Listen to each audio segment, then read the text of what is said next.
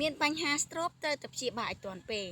ចាហើយđâyបានខ្ញុំថាពេលដែលយើងមានបញ្ហាស្រូបអ្នកទាំងអស់គ្នាត្រូវទៅរុះរាន់មកព្យាបាលឲ្យទាន់ពេលវេលាដោយសារអីចាដោយសារតែប្រព័ន្ធសរសៃឈាមរបស់យើងចាស្ទះចាកកឈាមកកក្នុងខួរក្បាលចាឬក៏ទន់មកកណៈខ្លួនអីមិនដឹងខ្លួនចាឬក៏ស្ពឹកចាអញ្ចឹងយើងដឹងហើយថាដោយសារអីការលើឈាមជាចម្បងព្រោះការលើឈាមនេះជាចំណុចជាស្នូលនៃរាងកាយរបស់អ្នកទាំងអស់គ្នាអញ្ចឹងពេលដែលអ្នកទាំងអស់គ្នាមានបញ្ហាភ្លាមហ្នឹងកោសិការបស់យើងរាងកាយរបស់យើងនៅអាចស្ដារបាននៅអាចជួយបានចានៅអាចពង្រឹងបានអញ្ចឹងហេតុអីបានខ្ញុំនិយាយថាអាចពង្រឹងបានព្រោះវាតាមរយៈពេលខ្លីៗព្រោះតាមរយៈពេលតិចតួចអញ្ចឹងបើសិនជាអ្នកទាំងអស់គ្នាចាំពេលវេលាដែលអ្នកទាំងអស់គ្នាចាំថ្ងៃនោះចាំថ្ងៃនេះអញ្ចឹងពេលដែលអ្នកទាំងអស់គ្នានិយាយថាចាំរាងកាយរបស់អ្នកទាំងអស់គ្នាអត់ចាំទេចា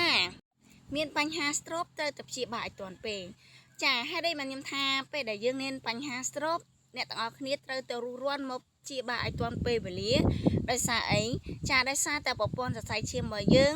ចាស្ទះចាកកឈាមកកក្នុងខួរក្បាលចាឬក៏ទន់មកកណៈខ្លួនអីមិនដឹងខ្លួនចាឬក៏ស្ពឹកចាអញ្ចឹងយើងដឹងហើយថាដោយសារអី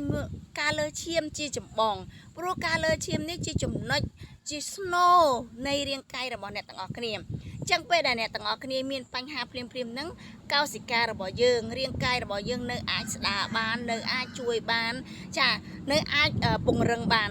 អញ្ចឹងហេតុអីបានខ្ញុំនិយាយថាអាចពង្រឹងបានព្រោះវាតាមរយៈពេលខ្លីៗព្រោះតាមរយៈពេលតិចតួចអញ្ចឹងបើសិនជាអ្នកទាំងអស់គ្នាចាំពេលវេលាដែលអ្នកទាំងអស់គ្នាចាំថ្ងៃនោះចាំថ្ងៃនេះអញ្ចឹងពេលដែលអ្នកទាំងអស់គ្នានិយាយថាចាំរាងកាយរបស់អ្នកទាំងអស់គ្នាអត់ចាំទេចា